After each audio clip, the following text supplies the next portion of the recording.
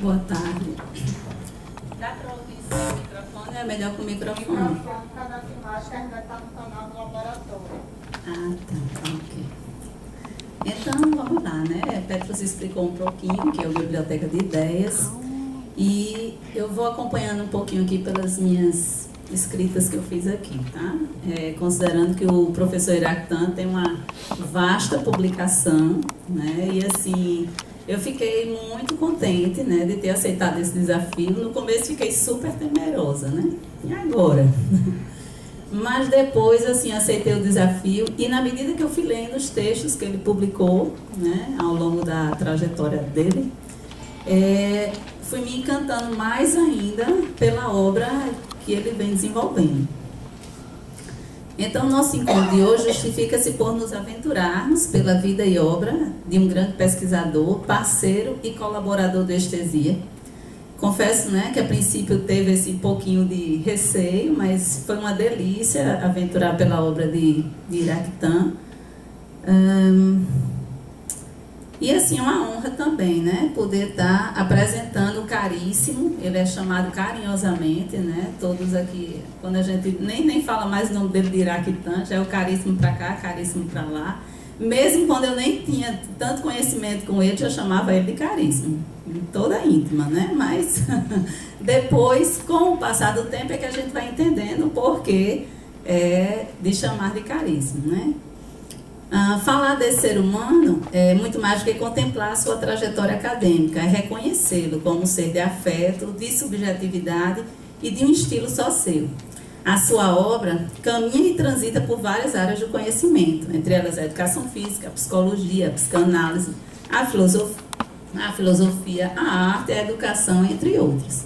Falar em Iractan é ao mesmo tempo reverenciá-lo pela sua generosidade acadêmica, por suscitar momentos pensantes e interrogativos após suas considerações filosóficas, principalmente as merleau-pontianas. E para podermos vislumbrar um pouquinho do seu caminho, vou iniciar apresentando academicamente. Eu acho que é importante também a gente ter, não é à toa que ele vem escrevendo essa obra, né? Tem toda uma história por trás. Graduado em Educação Física pelo UFPB, 1988, graduado em Psicologia pelos Institutos Paraibanos de Educação, 1990, graduada em Filosofia pelo UFPB, 1995, momento em que estudou o problema da liberdade na filosofia de Merleau-Ponty. Então, aí a gente encontra esse encontro que ele teve com Merleau-Ponty, né? E aí, assim, eu acho que foi um encontro apaixonante também, como o de Petrúcia, né? Que quando teve esse encontro, enveredou pela filosofia merleau-pontiana, mestre em filosofia pelo UFPB, 1996, apresentando a dissertação Reaprendendo o Mundo através do Corpo, um estudo sobre a experiência perceptiva em Merleau-Ponty. Doutor em Filosofia pela Université Catholique de Louvain, 2001, momento em que defendeu a tese do francês Perception et apparaître chez Merleau-Ponty. Não sei se é isso, Petrúcia, é a tradução, a percepção que aparece em Merleau-Ponty. E aí um pouquinho... Percepção que não dá para traduzir direto, mas seria o modo de aparecer em Merleau-Ponty. A percepção como modo de aparecer em Merleau-Ponty. E aí um pouco da formação acadêmica dele. E aí vamos para as experiências docentes. Professor do Departamento de Educação Física na UFPB, desde 1993, professor pesquisador do Departamento de Educação Física do Programa Associado de Pós-Graduação em Educação Física da Universidade Estadual. Só um minutinho. Da Estadual de Pernambuco, né, com a parceria entre a Universidade Estadual de Pernambuco e a UFPB, e do Programa de Pós-Graduação em Filosofia da UFPB. Professor coordenador do Grupo de Pesquisa Lástesis, Laboratório de Estudos sobre Corpo, Estética e Sociedade, membro do Laboratório de Psicopatologia do EPS, Labore, e do Núcleo de Estudos e Pesquisa em Psicanálise e Educação do EPS-NEP. Professor coordenador do projeto de extensão Matizes do Corpo, agora é um projeto que ele desenvolve em 2018. Em relação à sua produção acadêmica, revisor de periódicos, aí vocês vão vendo aí, né, entre eles a Revista Brasileira de Ciências do Esporte, Revista Brasileira de Atividade Física e Saúde, Dialétique, entre outros. Organizador, juntamente com Terezinha Petrucci da Nóbrega, da coleção Corpo e Educação, pela editora de FRN. Parceiro com a Estesia no projeto de extensão Seminário de Leitura de Merleau-Ponty, iniciado em 2016 com a obra O Visível e Invisível. Em 2017 tivemos a obra Estrutura de Comportamento e esse ano Signos. E vamos ver como é que a gente dá conta, né? A intenção desse projeto é estudar detalhadamente a obra de Merleau-Ponty para desdobramentos da sua teoria nas pesquisas desenvolvidas nos dois grupos de pesquisa, tanto Estesia, aqui da UFRN, quanto o Lages, da UFPB. Autor dos livros O Distante Próximo e O Próximo Distante, Corpo e Percepção na Filosofia de Merleau-Ponty. Depois vocês têm acesso, tá, aos livros, tanto organizados por ele, livros dele, e livros com textos dele, né? Escritos diversos no universo do corpo, educação, psicanálise e filosofia. Organizador de inúmeros livros, entre eles Compêndio Merleau-Ponty, Merleau-Ponty em João Pessoa, Estética e Existência, Percepção, Corpo e Subjetividade, Imagem Corporal e Envelhecimento, entre outros. Fora isso, né, interessante também colocar, tradutor do francês para o português de livros, palestras e eventos internacionais, participação em 135 bancas de mestrado e 46 bancas de doutorado em diversos programas de pós-graduação, seja na UFPB, UFRN, entre outras tantas renomadas universidades, programas de educação, educação física e filosofia. Orientou 51 dissertações de mestrado, 11 teses de doutorado e 3 supervisões de pós-doutorado. Dentre tantas pesquisas acadêmicas desenvolvidas, cito algumas mais recentes. Em 2018, a pintura de Paul Cézanne como expressão de presença em Merleau-Ponty, o papel da yoga no tratamento da depressão e, de 2014 a 2018, a percepção e a experiência do tocar em Merleau-Ponty, Jean-Louis Chrétien e Derrida. E aí vamos ao que interessa, né? Desse caro e fiel itinerário acadêmico de Iraquitã, o consideramos como um dos principais interlocutores da obra de Merleau-Ponty no Brasil, assim como Nóbrega também. Percebemos que na sua trajetória as noções de corpo, percepção e estética estão muito latentes nas suas pesquisas. Para esta tarde, tentei organizar de uma forma cronológica como esse pesquisador foi cadenciando os seus pensamentos a partir dos desdobramentos da sua tese e das suas inúmeras publicações. Tinha planejado entrevistá-lo antes dessa apresentação, porém esse encontro não foi possível. Mesmo assim, após ter lido alguns dos seus textos, compartilho algumas questões que gostaria de ter realizado pessoalmente, né?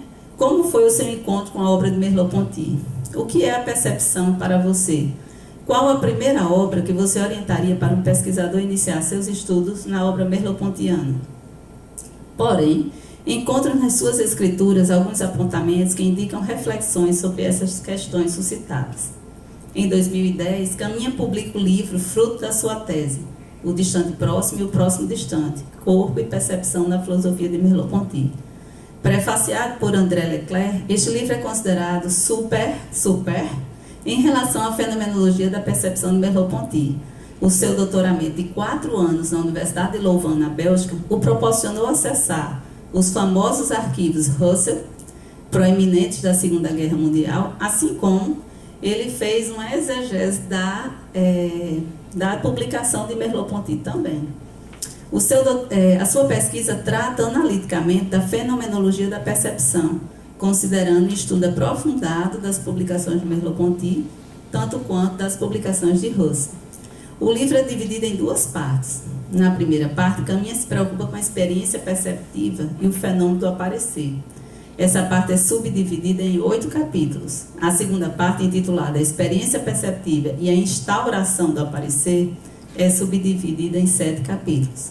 O 7º capítulo da segunda parte caminha enverada pelo princípio da diferenciação no seio da reversibilidade da carne. Ele percorre a trajetória de Merleau-Ponty, da fenomenologia do corpo à ontologia da carne. Nas palavras de Caminha, a carne, abre aspas, como noção última, não é, no entender de Merleau-Ponty, uma união ou um composto de substâncias. A carne sempre comporta uma tensão entre proximidade e distância. posto que há uma simultaneidade da distância e do contato na experiência perceptiva. A percepção, considerada por Merleau-Ponty no seio do aparecimento do mundo, e às vezes a aproximação da coisa para apreender sua fenomenalidade e distanciamento, para constatar que ela possui indeterminação.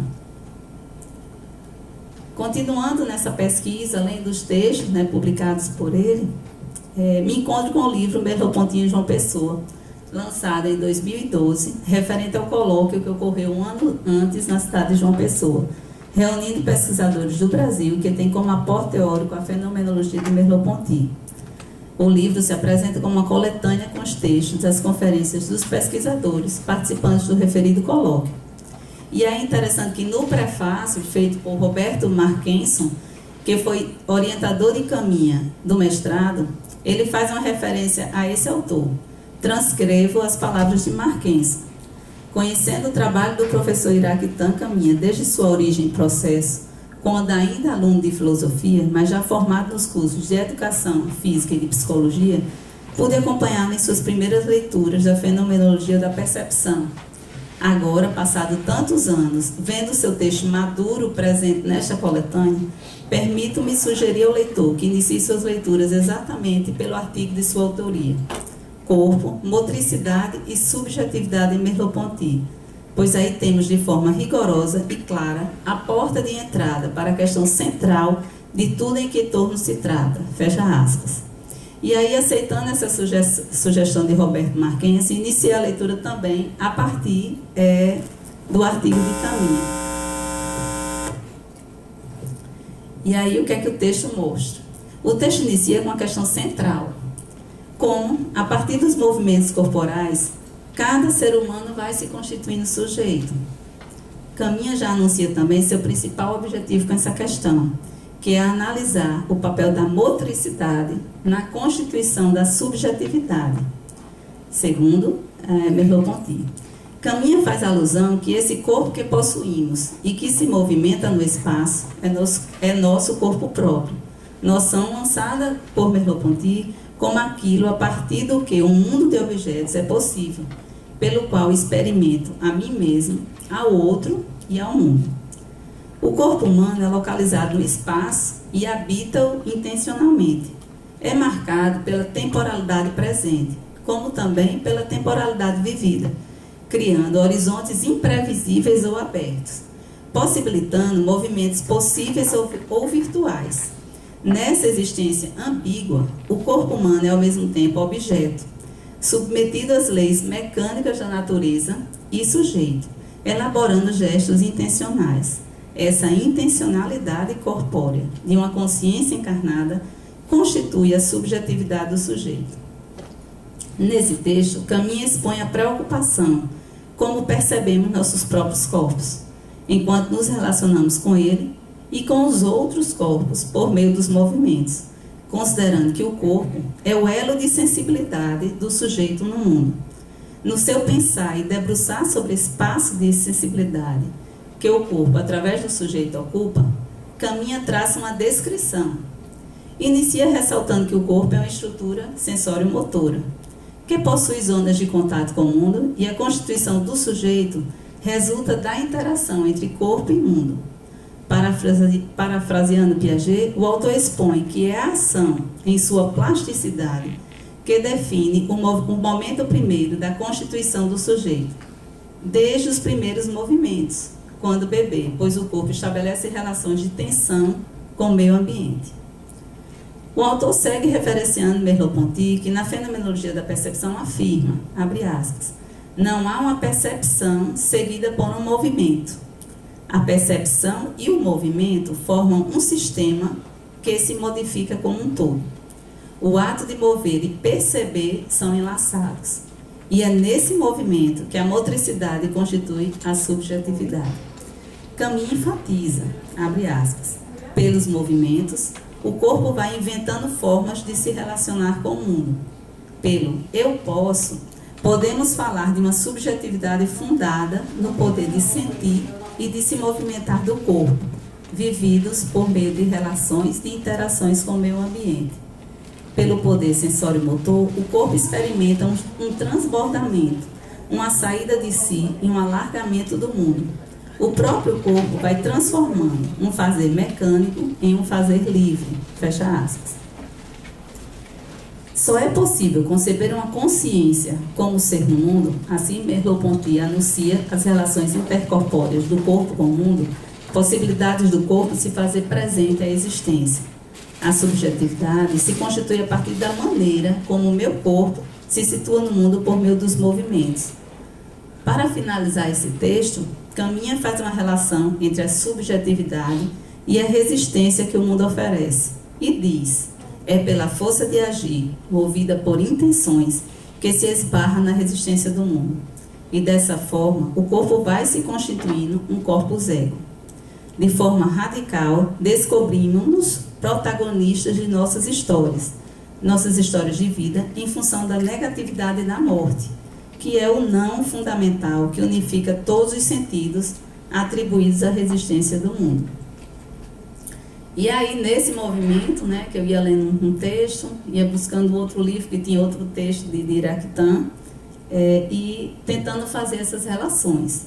Em 2013, Caminha organiza mais uma obra, Percepção, Corpo e Subjetividade, agora em parceria com Marcos Érico de Araújo Silva.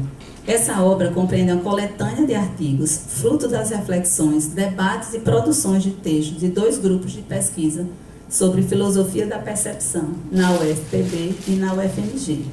Nessa obra, Dirakhtar publica um texto, A Experiência de Sentir e o Sujeito da Percepção em Merleau-Ponty, o qual a gente faz algumas considerações aqui.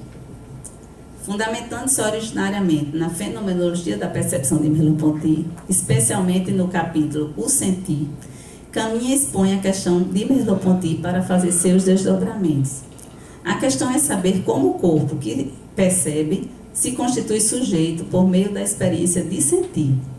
Merleau-Ponty acusa o pensamento objetivo de ignorar o sujeito da percepção, pois na versão intelectualista, o sujeito da percepção é uma espécie de ego transcendental.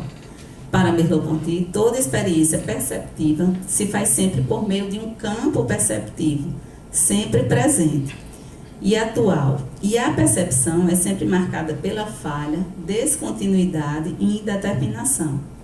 Assim, quando realiza a experiência de sentir, não vivencia uma sensação como mero estado de consciência. Nas palavras de Caminha, abre aspas, as cores, as texturas, os sons, os sabores e os odores não são qualidades de objetos que sentimos de maneira dissociada das condutas de meu corpo no mundo. Fecha aspas. As sensações são, antes de tudo, significações vitais ligadas à motricidade de nosso corpo.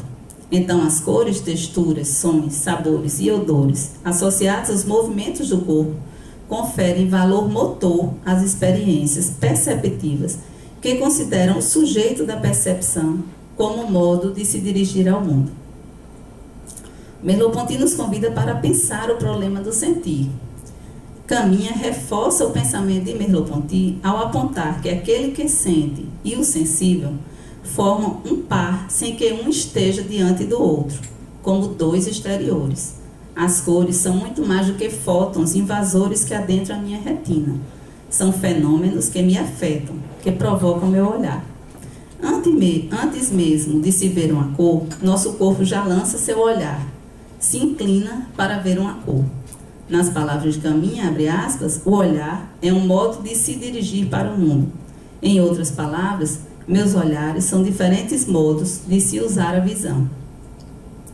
É nesse encontro entre meu olhar e a cor que nasce a experiência de sentir. Em relação à subjetividade, Merleau-Ponty ressalta que ela não preexiste nem sobrevive ao corpo. É nessa relação com e pelo corpo que a subjetividade se estabelece. O autor chama atenção para o corpo sujeito, que se constitui primordialmente como abertura. Merleau-Ponty recorre à noção de saber originário, que confunde a nossa experiência de ser clara para si mesmo. Logo, o corpo sente, por meio de mim, sem que eu seja o verdadeiro autor dessa experiência de sentir. Por meio desse sujeito originário, que é o corpo, nasce um sujeito que o transcende, mas sempre no corpo e pelo corpo. O sujeito percebe sempre num campo, como um ser relacional. A experiência de sentir é originária, surge antes da consciência, que se sente alguma coisa como representação. Originalmente, o sentir é uma experiência de se abrir para um campo, que impede considerar aquilo que sentimos como algo disposto diante de mim. Antes de ser uma sensação pontual, o sujeito da experiência de sentir tem um horizonte. O corpo, responsável por sentir, faz de sua experiência de sentir um acesso ao espetáculo do mundo. E dando continuidade ainda às reflexões de Caminha, abre aspas, o corpo é responsável pelo acolhimento pontual de um som, de uma cor, de um sabor, de um cheiro e da dureza de um objeto do mundo sensível, e ao mesmo tempo pelo transbordamento da experiência sensível que se abre para toda forma de registros sensíveis.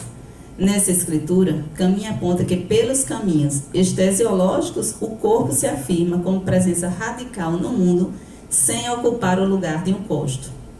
O corpo é presença de si pela ausência de si. Essa estranheza é resultado da sua condição existencial de ser abertura para o mundo e fechamento para si. Esse paradoxo faz com que Merleau-Ponty propõe substituir o conceito de corpo pelo conceito de carne. E nesse pensamento pelo conceito de carne, Merleau-Ponty renuncia os conceitos de sujeito e objeto. Surge um modo de pensar o corpo segundo a carne, em uma relação de promiscuidade entre meu corpo e o corpo do mundo. Na obra O Visível e Invisível, Merleau-Ponty enfatiza essa nova ontologia do sensível com vigor. E aí, em 2015, Caminha lança um livro que reúne diversos artigos seus, já publicados em revistas e periódicos. E assim, após ter lido nessas outras obras, e aí eu tinha, o distante, próximo, distante, foi muito interessante. Porque, apesar da gente ter muito contato com o Caríssimo, né? Nas bancas, em várias bancas que a gente vê ele aqui em Natal, nos seminários, né? Nos eventos, eu confesso que eu tinha quase todos os livros publicados e nunca tinha lido um artigo dele. E aí, para trazer essa apresentação, que aí eu fui ler todos os artigos publicados, os livros, né? Eu fiquei completamente encantada. E confesso que esse livro aqui, assim, foi o queridinho, né? Esse livro, ele reuniu artigos que ele publicou, eu acho que Petrúcia fez isso também em Corporeidades, né? Textos novos e antigos que já tinham sido publicados. Mas na hora que inclusive eu já tinha lido um texto dele que eu tinha encontrado na internet, né? Esse aqui, Humanismo e Terror, segundo Merleau-Ponty, em que medida é possível tolerar a violência.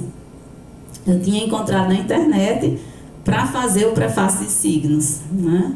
Mas aí eu encontro, quando eu abro o livro, eu tinha esse livro em casa há muito tempo. E aí quando eu fui ler o livro todo, eu disse, o artigo já estava aqui, né? E aí é bem interessante, porque às vezes está tão próximo, né? E a gente não dá tanto valor. Então, assim, quem tiver ou quem não tiver, adquiram essas obras de Iraquitã, porque nos dá muito a pensar, né? Então, em 2015, ele lança esse livro aqui, que reúne diversos artigos, seus já publicados em revistas e periódicos. A obra intitulada Escritos Diversos no Universo do Corpo, Educação, Psicanálise e Filosofia, aponta escrituras densas nessas diversas áreas do conhecimento. Um artigo que eu considero bem pertinente contextualizar a partir do cenário político atual brasileiro é esse texto, Humanismo e Terror, segundo Merleau-Ponty, em que medida é possível tolerar a violência. Caminha faz uma reflexão do texto político, Humanismo e Terror, ensaio sobre o problema comunista, publicado em 1948 por Merleau-Ponty, investigando como o próprio Merleau-Ponty se posiciona em relação ao marxismo a partir da sua leitura pessoal sobre os processos de julgamento e condenação dos traidores da Revolução de Moscou na década de 30. A reflexão se desdobra a partir do segundo problema, em que medida é possível tolerar a violência. Na época da escritura desse artigo, Caminha analisa os ataques e contra-ataques terroristas, especialmente os atentados terroristas de 11 de setembro de 2001 nos Estados Unidos. Porém, se refletirmos para o cenário atual brasileiro, nos defrontamos com a polarização social e política que incide sobre um comportamento reacionário e violento, usurpando legislação, direitos humanos adquiridos, entre tantos outros. Outro artigo também nesse livro, que eu achei bem pertinente, ao se pensar a educação. O artigo denominado Desejo e Lei, a escola como espaço de convivência, aborda a importância da psicanálise como suporte para ancorar o desafio de fazer da escola um lugar de convivência, capaz de integrar as regras de conduta da sociedade com a realização de projetos de vida.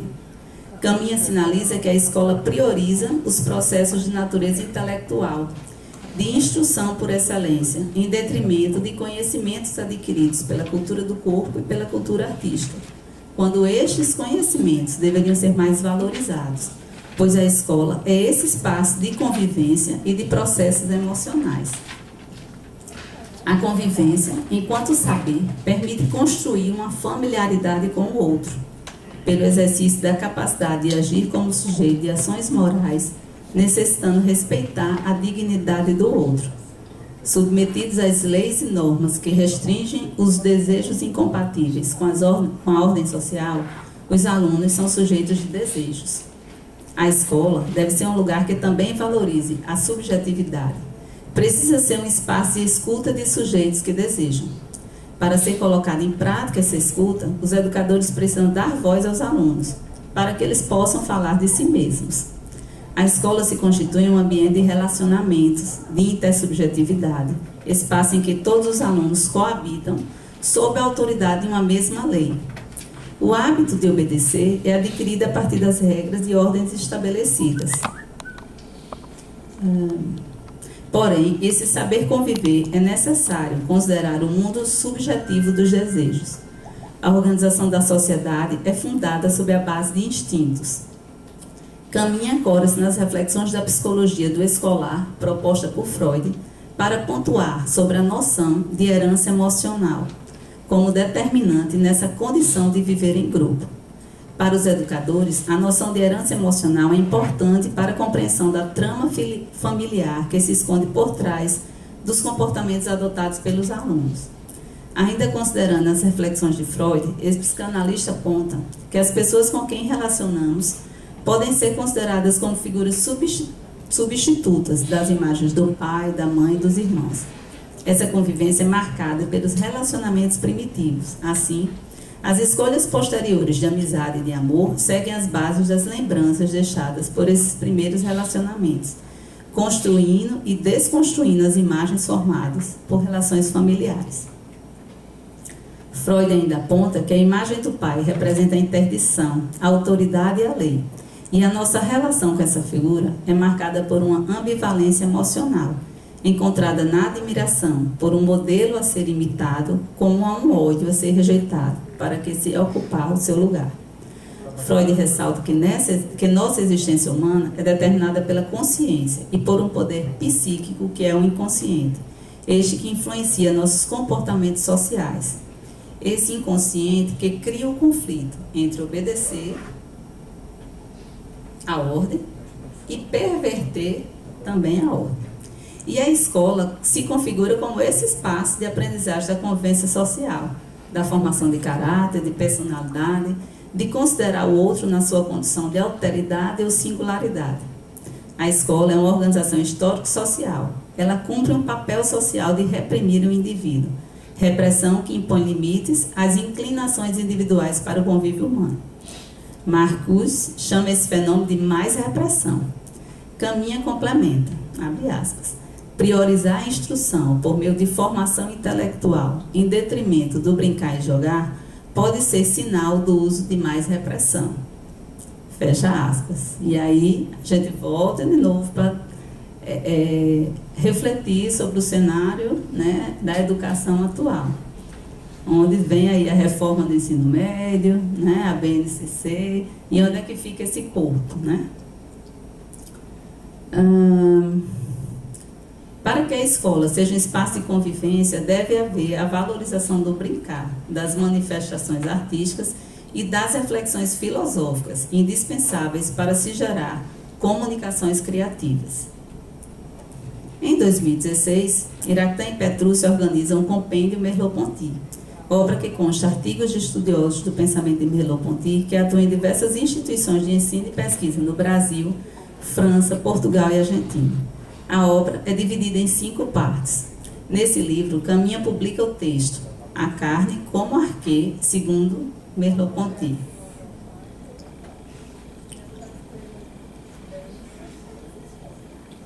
Na terceira parte, intitulada A Noção de Carne e o Corpo Estesiológico. Nesse artigo, Caminha parte da obra O Visível e o Invisível de Merleau-Ponty, apoiando-se na noção de fé perceptiva, como nossa adesão ao mundo, sem a necessidade de se apelar para qualquer prova. Caminha nos convoca a fazer o exercício do ato de ver, guiado pela fé perceptiva, adotando a atitude interrogativa do filosofar. A interrogação nos leva a formular um juízo capaz de definir o que se percebe, pois a filosofia busca realizar a transição da percepção silenciosa para a expressão. Nessa obra merleau-pontiana, o filósofo propõe uma ontologia da carne e um distanciamento da fenomenologia do corpo, pois ele reconhece que é somente pela noção de carne do mundo que o corpo próprio pode alcançar a efetivação de toda e qualquer forma de atos perceptivos. Nas palavras de Caminha, abre aspas, a filosofia é indissoluvelmente lógica e experiência. Ela não pode se prender às estruturas significativas e inteligíveis do mundo e esquecer-se de nossa presença sensível que define o enlaçamento primordial com o mundo. O que é primordial é um campo perceptivo, enquanto abertura para o ser, realizado pelo corpo como carne do mundo. Fecha aspas. Merleau-Ponty busca alcançar os imbricamentos do pensamento no mundo sensível. Merleau-Ponty recusa o pensamento de sobrevoo, que procura ver tudo sem a proximidade do tocar. Filosofar não é contemplar a distância sem habitar o solo, de onde emerge toda a questão filosófica, que é o solo originário da percepção do mundo sensível. O propósito é fazer com que o pensamento se torne carne, pois pelos caminhos da carne não separa o pensamento da experiência de pensar. Só há filosofia porque o filósofo se põe a pensar o impensado. Ele cria um sentido onde não há sentido. Finalizando, Caminha expõe que ao atingir a carne do pensamento com Merleau-Ponty, esperamos fazer do filosofar uma prática criativa, em que o pensar é uma obra de arte inacabável. Só um minutinho aqui para tomar um bolinho d'água.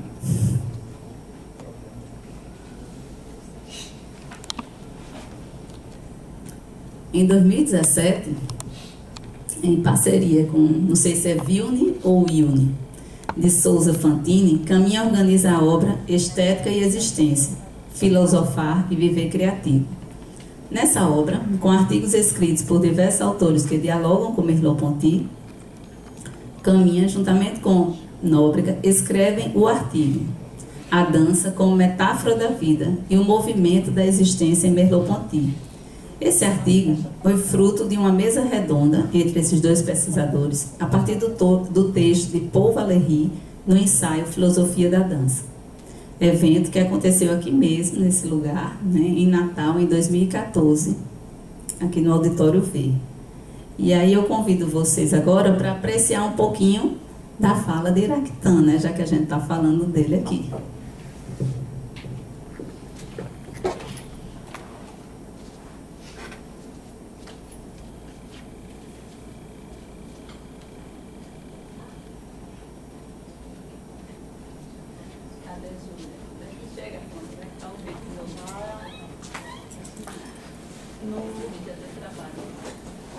Vai estar na internet, no Gmail, onde você abrir o YouTube. Ele estava direto, né? É.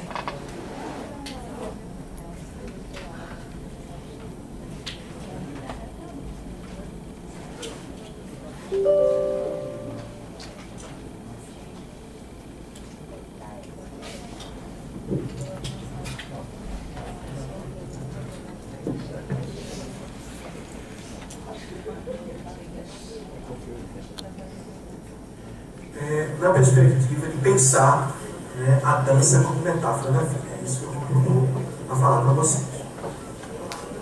Primeira coisa que me chama a atenção é que o Paul Valéry, ele vai pensar a dança a partir da vida por conta da questão do movimento. Então, os corpos que têm vida são corpos animados, ou seja, são corpos que têm ânima, são corpos que têm movimentos. Se vocês quiserem estudar isso de forma aprofundada, vocês podem ver um texto de Aristóteles chamado De Anima, onde Aristóteles vai discutir o conceito de alma, alma nesse sentido de um princípio vital que faz com que os corpos se movimentem. E curiosamente ele vai dizer que todos os seres vivos possuem alma, só que ele vai falar de alma vegetativa, que é a alma que pertence aos vegetais, a alma sensitiva, que é a alma que nos permite sentir, que está presente nos animais e nos seres humanos. E os seres humanos têm uma terceira alma, que ele chama de alma intelectiva. É aquele que é capaz de pensar. Então esse é vamos dizer assim, o caminho que Aristóteles faz para falar da questão da vida. Então os seres que têm vida são seres que possuem alma. Possuir alma no sentido de possuir movimentos. São seres que se movimentam. São seres que têm atividades ligadas ao movimento. O que a gente pode pensar a partir daí? O texto de Paul Valéry não fala de vegetais. Você não encontra em nenhum momento falando de vegetais, mas fala dos animais. Porque o esforço do filósofo, no sentido de perguntar pelo que é, ele também pergunta o que é o ser humano. O ser humano é um ser vivo. Mas existem outros seres vivos. Mas, curiosamente, a gente poderia concluir um texto de Paul Valéry, diz assim: o que nos faz humanos é dançar. A dança nos faz humanos. Isso é uma coisa extraordinária. Quer dizer, a gente poderia dizer que pelo texto de Aristóteles, o que nos faz humano é pensar. Mas a gente também poderia usar o texto de Paul Valéry para dizer o que nos faz humano é dançar. É a dança que nos faz humano. E aí como é que ele busca? Ele não diz isso, eu que estou falando a partir do texto. Mas para sustentar a sua tese de que é dançar que nos faz humano, ele traz algumas comparações dos movimentos presentes nos animais. Ele tenta mostrar para a gente que quando os animais se movimentam, eles se movimentam mais voltados para um gasto energético. Inclusive quando eles estão brincando. Quando eles estão brincando, porque a Caríssima disse até que existiu o Huizinga, mas o Huizinga diz que todos os seres animais brincam, inclusive os cachorros, os gatos brincam. Mas quando eles estão brincando, eles estão gastando energia. Eles estão ali em volta com uma coisa que é da ordem vital. É para manter a vida. Para a vida se manter, é preciso se movimentar. Então você tem consumo de energia através dos alimentos, mas você precisa gastar essas energias também, porque senão você não vive. O ser vivo consome energia e gasta energia. Então quer dizer, quando os animais se movimentam, eles não estão dançando. Os movimentos dele estão associados a gastos energéticos. Muita energia acumulada, ele precisa gastar e ele corre, ele brinca. Tem hora que eu estou lá estudando no computador, lá e o cachorro lá de casa, ele vem e fica me mordendo mesmo, para eu sair do computador e jogar a bola para ele para brincar com ele. Quer dizer, quando ele está fazendo isso, ele está querendo gastar uma energia acumulada que está dentro do organismo dele. Se a gente acompanha o raciocínio do Paul Valéry. Ele dá inclusive o exemplo da vaca. Eu acho maravilhoso o exemplo da vaca que ele dá. Que a vaca está lá, comendo sua grama, aí de repente passa o trem, aquele barulho do trem, a vaca se assusta com aquilo, mas depois ela volta a comer a sua grama. Ele chega até a usar uma expressão como se o cérebro voltasse a um marco zero, que é o marco o quê? O marco da sobrevivência, o marco da manutenção do corpo. E a gente inclusive vê esse discurso presente na educação física, pensado do ponto de vista fisiológico, anatômico. Quer dizer, o que o professor da educação física faz, seguindo esse modelo? É pensar programas de treinamento para aperfeiçoar né, do corpo, tanto do ponto de vista do consumo energético como do gasto energético. Quer dizer, imagine que a gente estaria pensando em educação física nessa perspectiva, em que eu vejo que ela é importante, mas eu penso que a educação física extrapola essa dimensão. E é justamente isso que o povo Valéry vai tentar mostrar para a gente. Que a dança faz com que esses corpos extrapolem, transcenda essa mera repetição de fazer com que o corpo permaneça vivo. Vivo do ponto de vista biológico, do ponto de vista fisiológico. Então, quer dizer, os movimentos que a gente faz para preservar o corpo do ponto de vista vital, isso não responde àquilo que seria da ordem da essência do ser humano. Por isso o ser humano precisa dançar. E aí o que ele vai dizer? Ele vai dizer, e isso é uma coisa importantíssima para mim, que quando o corpo dança, ele realiza uma série de movimentos que não estão associados à preservação da vida biológica. Eles são inúteis. São movimentos inúteis. Então há uma presença ali de uma força da inutilidade desses movimentos. Então o ser humano dança e esses movimentos, eles são inúteis. Inúteis no sentido associado à preservação biológica do corpo. Mas eles são úteis para nós nos expressarmos enquanto nós. Então isso me marcou demais dentro do texto do povo Valéry. Quer dizer, aquilo que é inútil para a vida biológica, para preservar a vida biológica. Você tem que caminhar 3 vezes por semana, pelo menos 20 minutos. O que você vai fazer isso? Essa caminhada é que, o discurso presente nessa caminhada é que você vai preservar a sua vida, você vai manter a sua vida no certo equilíbrio, né? Você vai encontrar uma melhor qualidade de vida, né? Mas nós não nos fazemos humano por conta dessa caminhada, né? Porque carece desta caminhada, é bem verdade que a gente até pode fazer um trabalho nessa direção, né? Carece de expressividade. É bem capaz de algum aluno aqui presente, algum estudante, algum pesquisador dizer assim: eu vou fazer uma pesquisa para mostrar que na caminhada tem expressividade, né? E é até possível sim conseguir isso, né? Mas o que o povo Valéry vai valorizar? Vai valorizar essa dimensão da expressão presente na dança, né? Esses movimentos são carregados de expressividade. Então, isso inclusive, quando eu li todos esses aspectos do texto, me lembrei muito de Merleau-Ponty, lá naquela frase que ele diz, que a professora Terezinha Pertuzzi destaca isso no texto que ela escreve, no Corpo como Obra de Arte, né? Justamente isso. Merleau-Ponty diz: antes de compararmos o corpo humano com um objeto físico, um objeto da física, e ali ele estava pensando no espaço, sobretudo, né? Porque o homem não pode ser. Nós somos corpos, nós somos seres corporais, portanto, nós somos seres extensos. Por ser extensos, nós ocupamos um lugar no espaço. Mas esse modelo de dizer que nós somos seres extensos, que ocupamos um lugar no espaço, não diz, na verdade, essa dimensão que é da ordem humana. Porque carece aí, para Merleau-Ponty, de uma intencionalidade na ocupação do espaço.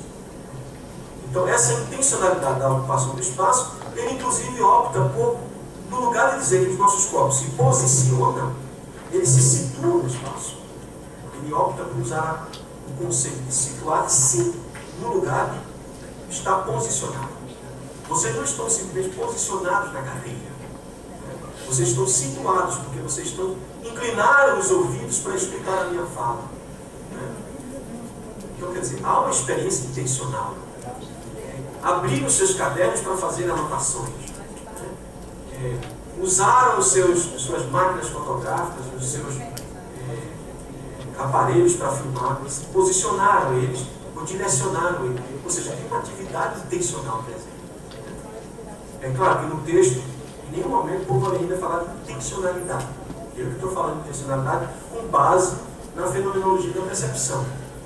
Inspirado nessa ideia de, antes que o corpo seja comparado a um objeto da física, ele é uma obra de arte.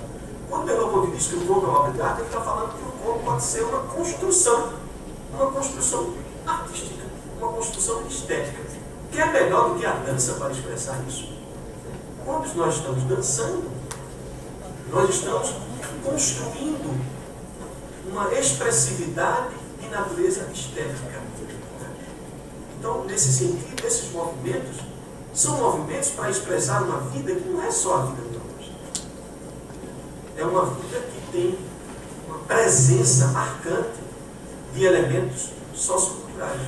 Não é à toa que a nossa linha de pesquisa do nosso laboratório, do nosso programa, chama-se Estudos Socioculturais da Educação Física, na tentativa de estudar esses fenômenos socioculturais.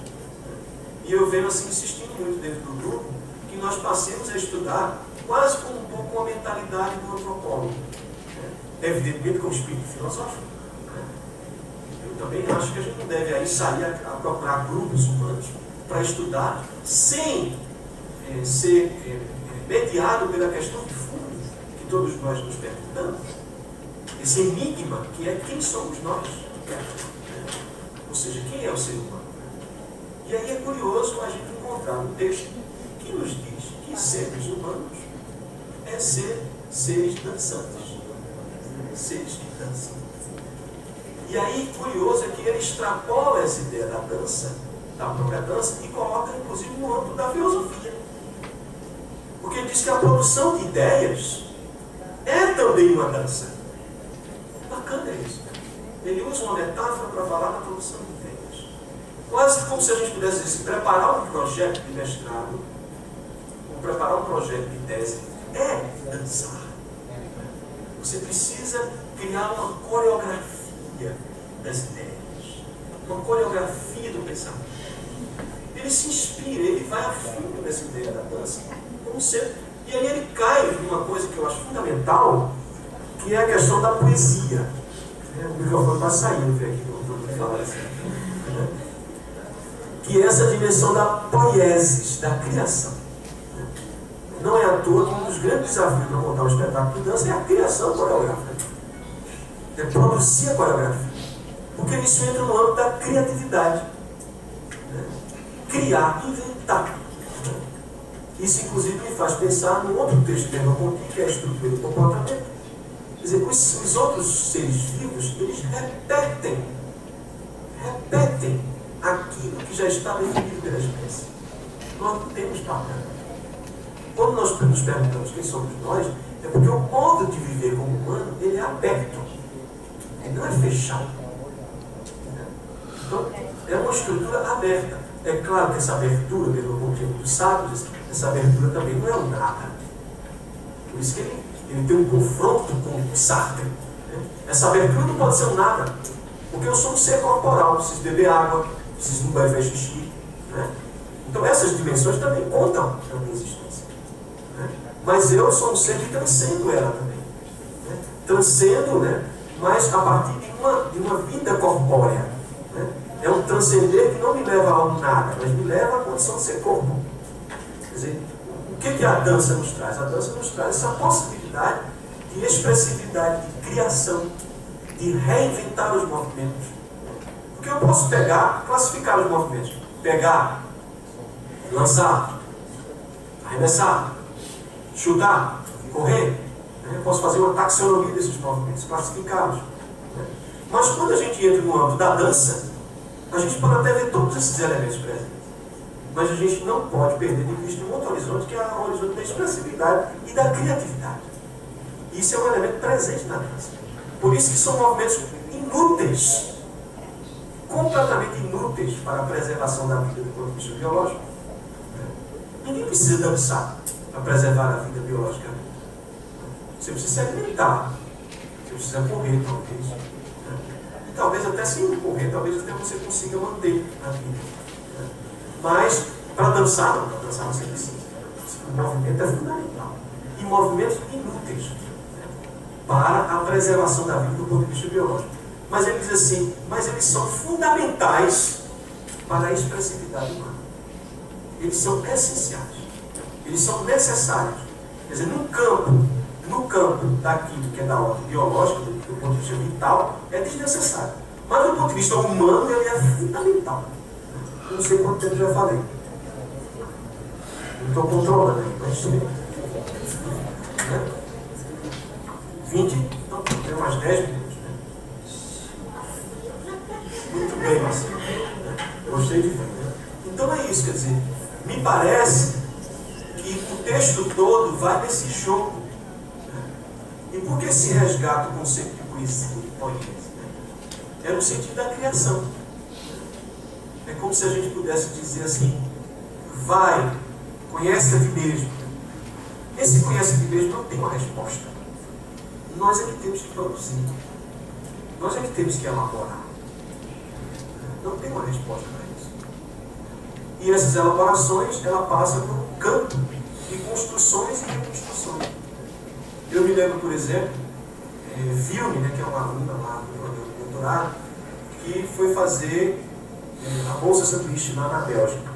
Quando chegou lá, o Vilme quase que voltava para casa. Ela chegou em pleno inverno, tudo cinza, um frio de rachar, né? Ela dentro de casa, todo mundo preparando seus exames, era período de prova. Imagina a situação. Passou um e-mail, ninguém deu nem bom dia para ela. Né? Ela sozinha naquele lugar, ela passou um e-mail desesperada. Né? Aí eu falei para ela, disse, olha, quando a gente vai para um novo lugar, a gente vai com uma série de significações. Mas a gente precisa ressignificar nossas vidas. A gente vai ter que produzir novas elaborações. E se você ficar refém, né, dessas elaborações antigas, você não vai sair do campo. Você vai ter que ressignificar a sua vida. Então, quer dizer, nós somos o tempo todo tomados, né, por situações cotidianas que nos exigem novas elaborações. E a força dessas novas elaborações está exatamente na arte, na criação, na invenção. Né? Então a gente não pode pensar que a arte ou a criatividade é simplesmente para produzir novas coreografias. É também para produzir estilos de vida que nos faz pessoas mais saudáveis. Daí a importância do riso, da ironia. Né? Isso tudo é saúde, da brincadeira. Né? Aquilo que a gente fala, que é de extrema importância para a produção da coreografia, também passa a ser de extrema importância para a produção da vida humana, para a elaboração da vida humana. Então, assim, eu vou encerrar contando uma pequena história que eu escutei de uma amiga. O filho dela, é um casal amigo nosso, o filho dela teve um problema de leucemia. Ele estava jogando futebol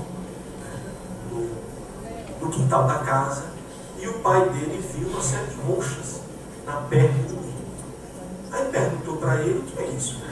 Ele achou que foram pancadas jogando futebol. Mas na verdade estava se instaurando ali naquele corpo um processo de leucemia. Uma doença gravíssima. Né? E aí eles começaram toda uma batalha, né, para levar esse menino para o médico, fazer exame, diagnosticar, fazer quimioterapia. Né?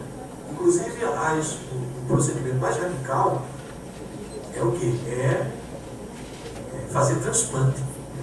E eu sempre me reflito sobre isso. Quer dizer, a gente que é de uma área que estuda educação física, é mais voltado para as manifestações socioculturais, mas de repente a gente se depara com situações que usa todo o instrumental, né, da fisiologia e da anatomia. Né? Quer dizer, como é que você detecta que alguém está com leucemia?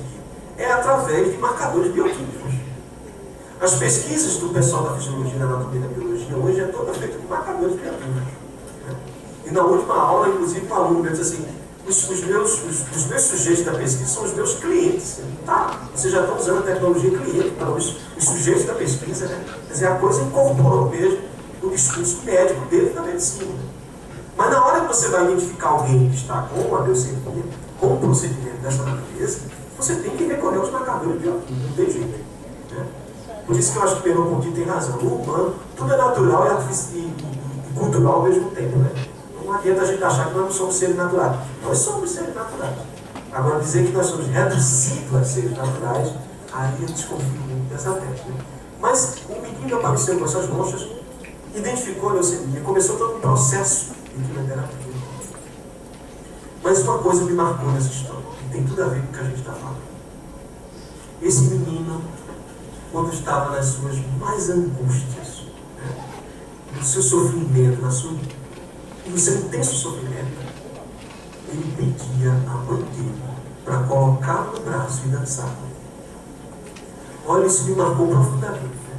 Ou seja, como se a dança, o dançar com a mãe, fosse uma expressão de alguém que era mais do que um conjunto de ossos, de músculos, né, acometido de uma doença grave. Era muito.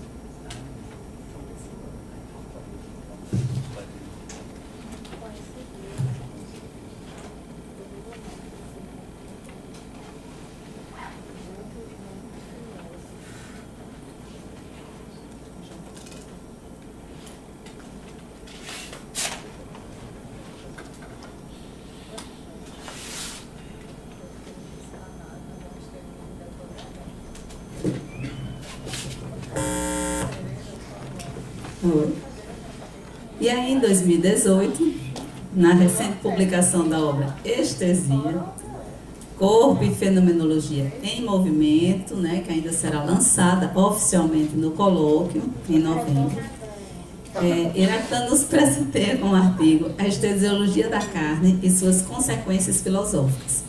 O artigo inicia, segundo as palavras do autor, nosso corpo nos submete à condição de ser abertura para o mundo pelo sentir.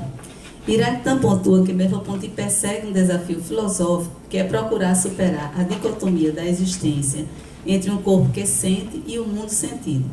Essas reflexões merleau-pontianas estão incorporadas na noção de carne. A carne, concebida como estrutura estesiológica que se define nessa mútua afetação corpo-mundo. Heráclito interroga a estesiologia da carne e as consequências filosóficas dessa condição.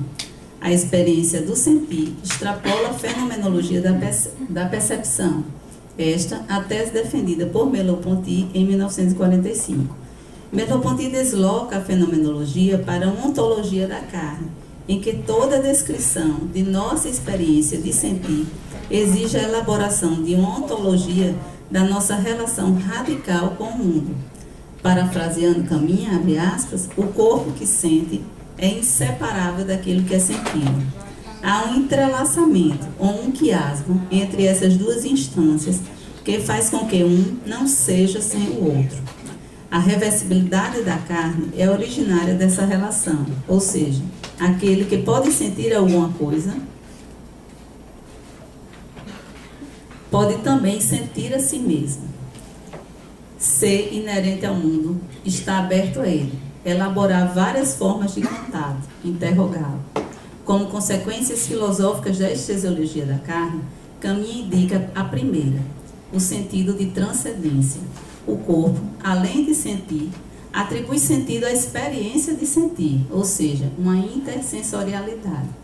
Uma segunda consequência filosófica apoia-se numa configuração ontológica, ou seja, o foco não é mais a filosofia se ancorar no método fenomenológico para descrever os fenômenos e retirar dessa descrição a reflexão filosófica. Merleau-Ponty acredita seus investimentos em uma filosofia que evite que as descrições fenomenológicas sejam puras representações distanciadas do mundo sensível. Camus indica que a carne é uma espécie de metáfora para falar de nosso vínculo primeiro com o mundo sensível por meio de nosso corpo. Corpo que é ser no mundo pela experiência sensível e motora. Concluo então esse diálogo com Camus ao enfatizar que a pesquisa filosófica não pode ser refém de um trabalho reflexivo sem considerar a problematização da vida sensível. Com o sentido de carne estesiológica, nasce uma maneira de se pensar o corpo e o mundo segundo a estesiologia da carne. Toda pesquisa é marcada pela presença de sensações, emoções, desejos e pensamentos interconectados, que nos fazem pesquisadores ligados estesiologicamente ao mundo sensível. Obrigada pela atenção.